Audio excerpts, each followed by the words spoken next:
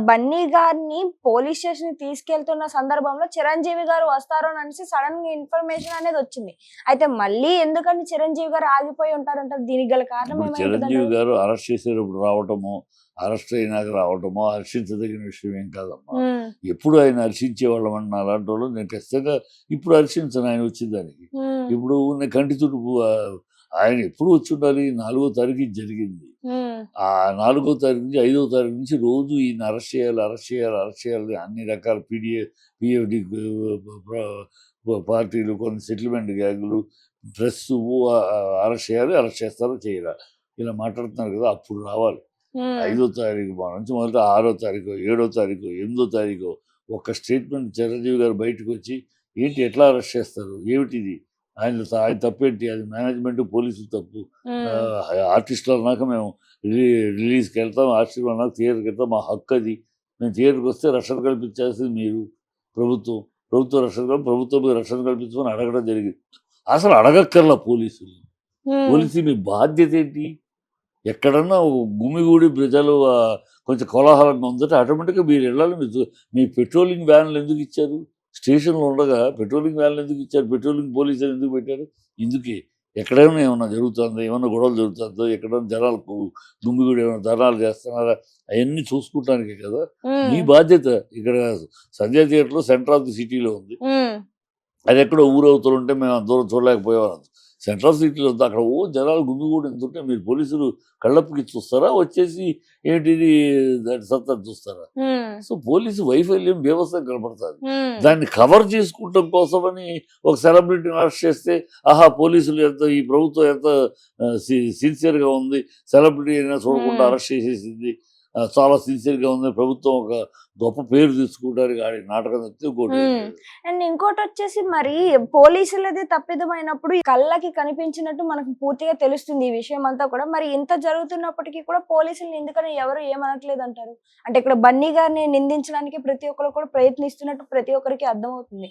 And దాంతో పాటుగా బన్నీ గారిని అరెస్ట్ చేయడానికి ముందుగా ఎటువంటి నోటీసులు లేకుండా డైరెక్ట్‌గా ఇంటికి వెళ్లారు. దీనిపై మీ అభిప్రాయం ఏంటసలు? ఇప్పుడు నోటీస్ ఇవ్వాల్సిన అవసరం లేదమ్మా. హ్మ్. అన్నిటికీ నోటీస్ ఇవ్వక్కర్లా. హ్మ్. సో దీనికి నోటీస్ ఇవ్వాల్సిన అవసరం లేదు. హ్మ్. కానీ అరెస్ట్ చేయాల్సిన బెడ్‌రూమ్‌లోకెళ్ళి లాక్కొచ్చి బట్టలు కూడా మార్చుకోవడానికి అవకాశం కూడా అనేది హ్మ్. అది ప్రభుత్వం యొక్క వైపరీత్యం, ప్రభుత్వం యొక్క విపరీత ధోరణి. హ్మ్. ఎందుకంటే అంటే వాళ్ళ ఉద్దేశ్యం ఏంటంటే ఎలాగైనా సరే తీసుకెళ్ళి జైల్లో పెట్టాలి. అర్జున్‌ని అరెస్ట్ చేశారు అనగానే దేశమంతా ప్ర వెళ్ళిపోద్ది.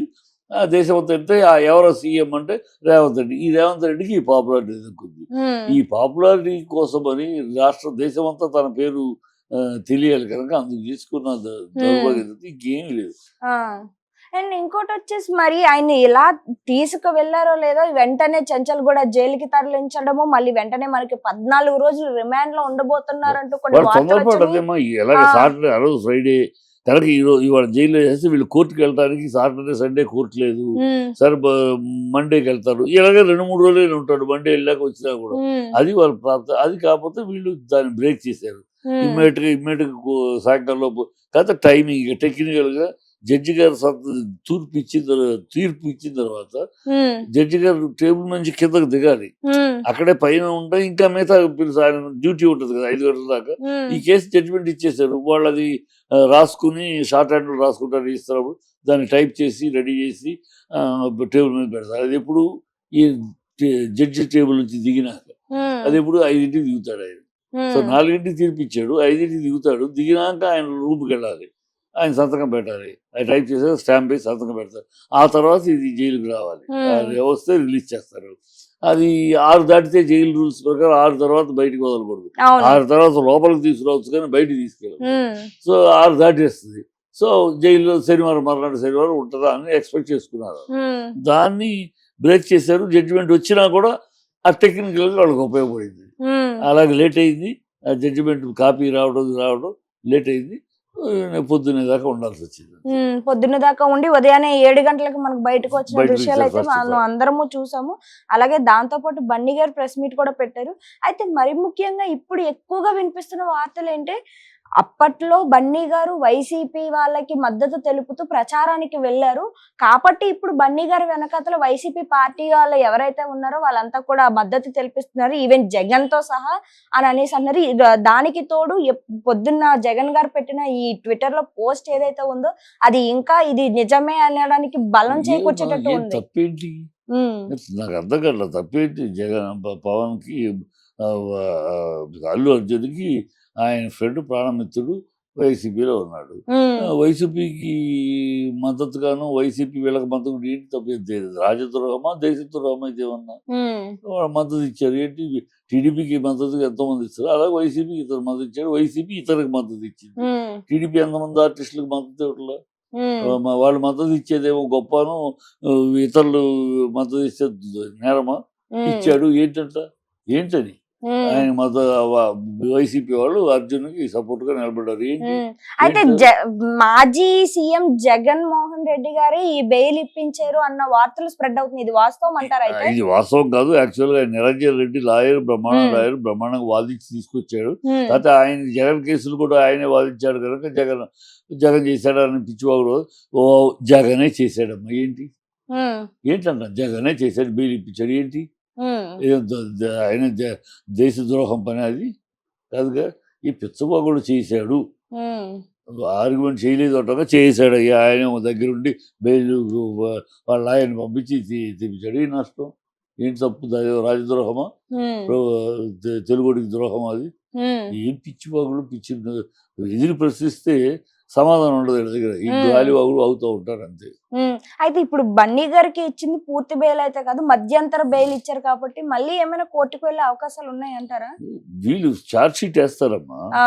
పోలీసులు వీళ్ళ జరిగిన పరాభవానికి ఏదో చేయాలని చేస్తారు. ఏం చేసినా ఒకటుందమ్మా. కోర్టుకి చార్జ్ షీట్ ఏసి వాదాపోదాలు వెళ్ళినప్పుడు హ్మ్. మామూలుగా నాలాంటోడినే వాదించగలను. హ్మ్. అయ్యా!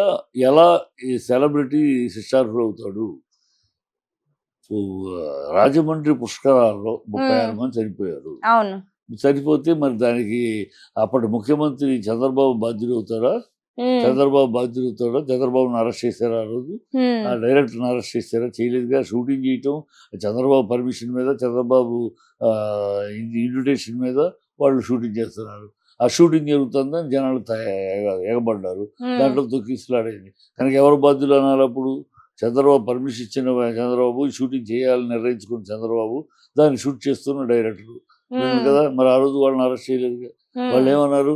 ఇంటెలిజెన్స్ ఫెయిల్యూర్ అన్నారు. హ్మ్. అప్పుడు మరి మేమందరం కరెక్ట్‌గా ఇంటెలిజెన్స్ ఇన్ఫర్మేషన్ ఉంటే వాళ్ళు పాపం జాగ్రత్త పడేవారు. ఇంతమంది వస్తారని ఇంటెలిజెన్స్ చెప్పలేకపోయింది అని అన్నదానికి సమర్థించుకున్నారు. ఆ మాత్రం షూటింగ్ చేస్తారు జనాలు వస్తారని తెలీదా? స్టూడియోలో చేస్తే మనం ఉంటాం. బయట చేస్తే జనాలు వస్తారని తెలీదా? అడిగితే మనకి సమాధానం లేదు చంద్రబాబుని. కానీ ఆ రోజు ఓకే. సో, దాన్ని ఒప్పుకోను. మరి అక్కడ చంద్రబాబు దోషి కానప్పుడు ఇక్కడ అర్జున్ దోషి ఎలా అవుతాడు? హ్మ్. ఇక్కడ failure of the theatre management కదా! హ్మ్. ఆహ్, చ అక్కడ చంద్రబాబు దోషి కానప్పుడు ఇక్కడ ఈయన ఎట్లా అవుతాడు? ఇలాంటి ఎగ్జాంపుల్స్ అన్ని ఈవెన్ యూపీలో జరిగింది. మొన్న నలుగురు చనిపోయారు. హ్మ్. దానికి సీఎం రిజైన్ చేయాలా? హ్మ్. ఇప్పుడు ఆహ్, జరుగుతాయి. ఇప్పుడు జరిగినప్పుడు దానికి ఏంటి ఎవరు బాధ్యులు? ఇక్కడ బాధ్యులు ప్రభుత్వము, పోలీస్ వ్యవస్థ, థియేటర్ యాజమాన్యం. హ్మ్. బన్నీ ఎట్లా అవుతాడు? బన్నీకి ఏం సంబంధం? బన్నీ ఏమన్నా ఆ జనాన్ని లోపలికి పంపించొద్దు, ఇలాగ ఉంచండి నేనొచ్చేదాకా అని అడిగాడా? అడిగితే హ్మ్. తప్పు.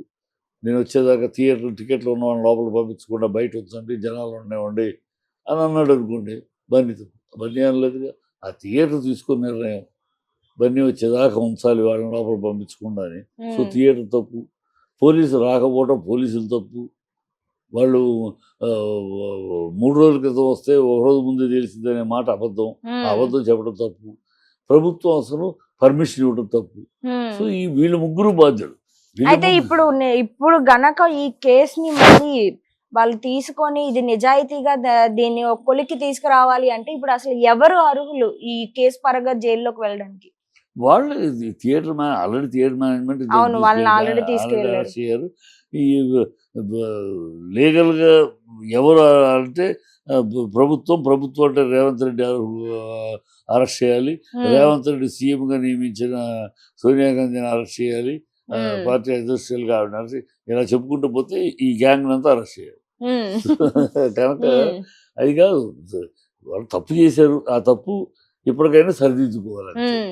అండ్ ఇంకోటి వచ్చేసరి మరి బన్నీ గారి మీద ఏవే సెక్షన్స్ అయితే నమోదు చేశారో ఆ సెక్షన్స్ ప్రకారం చూసుకుంటే గనక మినిమం ఒక 5 ఏళ్ల వరకు జైలు శిక్ష పడాలి అని అనేసి అది అంటున్నారు. ప్రూవ్ అయితే కదమ్మా. అవును. ఇప్పుడు జడ్జి ఎన్నో అనేక కేసుల్లో జడ్జి వీళ్ళు ఇష్టం వచ్చి పెడతారు పోలీసులు. అనేక సందర్భాల్లో జడ్జి ఈ సెక్షన్ పెట్టావు, ఈ సెక్షన్ కావాల్సి ఈ సెక్షన్ పెట్టాల్సిన అవసరం ఉంది, ఏం ఆధారాలు ఉన్నాయి పెట్టాము, ఇష్టం వచ్చేట్టు సెక్షన్ల పేర్లు నెంబర్లు ఉన్నాయి కనుక పెట్టేస్తారా, ఇది ఏదైనా అడిగి తిట్టిన సందర్భాలు ఉన్నాయి. ఇప్పుడు రేపు అదే తిడతారు, ఈ సెక్షన్ ఎందుకు పెట్టావు, 105 ఎందుకు పెట్టావు, 120 102 ఎందుకు పెట్టావు, ఆధారాలు ఏమున్నాయి, ఏం ఆధారాలు నోటికి వచ్చిన సెక్షన్ పెడతావా తిడతారు రేపు. ఆల్రెడీ అనేక సందర్భాలు తిట్టారు. పోలీసులు ఎందుకు పెడతారంటే ఈ సెక్షన్స్ అవి ప్రూవ్ అయ్యే తర్వాత ఈ సెక్షన్ ఉందా లేదా, కానీ ముందు ఈ సెక్షన్ ఉంటేనే జడ్జి నాన్ బెయిలబుల్ అరెస్ట్ ఇచ్చేస్తాడు. అప్పుడు నాన్ బెయిలబుల్ అరెస్ట్ ఇస్తే రాలేదు. అది వీళ్ళకి తర్వాత తేలేది కరెక్ట్ తప్పు ఒప్పు అని తేలేదు తర్వాత ఈ లోపల అయిపోతుంది వీళ్ళ కోరిక తీరిపోద్ది కదా. తర్వాత జడ్జి గారు తిట్టనేమని ఇంకోటని 15 రోజులు ఉంటాడు కదా, మన కసి తీరిపోయింది. 15 రోజులు ఇన్సల్ట్ చేయటం, అవమానం చేయటం, వాళ్ళకి కావాలని పొలిటికల్ చేస్తారు. ఇది ఆ దరిద్రపు ఒక చిన్న సునకానందం కోసం చేసే తప్పుడు వాళ్ళు అవన్నీ రేపు ఛార్జ్షీట్ వేసినప్పుడు దొబ్బులు తింటారు. ఇవాళ నిన్న అయితే ఎట్లా మందలించాడు జడ్జి గారు, ఇంకా గట్టిగా మందలిస్తారు. వాళ్ళకి పైన మందలిస్తారో తెలుసు, వాళ్ళకి తెలుసు, కానీ సెక్షన్ వేస్తే కానీ అరెస్ట్కి అవకాశం రాదు, అందుకని వేసేస్తారు. అరెస్ట్ అనేటప్పుడు వీళ్ళు ఎఫ్ఐఆర్ అప్పుడు ఏ సెక్షన్ వేస్తే ఆ సెక్షన్ చూస్తారు జడ్జి అంతే. వాడు ఆయనకి అప్పటికి ఇన్వెస్టిగేషన్ రిపోర్ట్ ఉండదు, కేవలం ఎఫ్ఐఆర్కి ఎందుకు వేసారంటే ఇది ఈ సెక్షన్ ప్రకారం ఓకే అరెస్ట్ వారెంట్ ఇచ్చేస్తారు, అరెస్ట్కి తగిన సెక్షన్ అని. ఆ తర్వాత ఛార్జ్షీట్ వేసినప్పుడు ఆ సెక్షన్లో కరెక్టా కాదా ఆర్గ్యుమెంట్లో మన లాయర్ వాదించే విధానంలో అన్ని తప్పుడుగా తెలిసిపోతుంది. అప్పుడు కోర్టు మందలిస్తుంది, వాళ్ళని డిస్మిస్ చేస్తుంది. కానీ ఈ లోపల జరగాల్సింది జరిగిపోతుంది కదా. అది పోలీసులు చేసే పని ఎప్పుడు అలాగే. అదే నేను మా అల్లు అర్జున్ కూడా చేశారు. ఎట్లాగైనా 15 రోజులు ఉంచారు, తర్వాత చూసుకోవచ్చు. తర్వాత ఈ లోపల దేశం అంతా Revanth Reddy, Andhra Pradesh Telangana CM Revanth Reddy arrested super star, ఇది అన్ని పేపర్లో వచ్చేసింది, అన్ని భాషల్లో వచ్చేసింది. దేశం ఇది ఆయనకి ఒక పాపులారిటీ.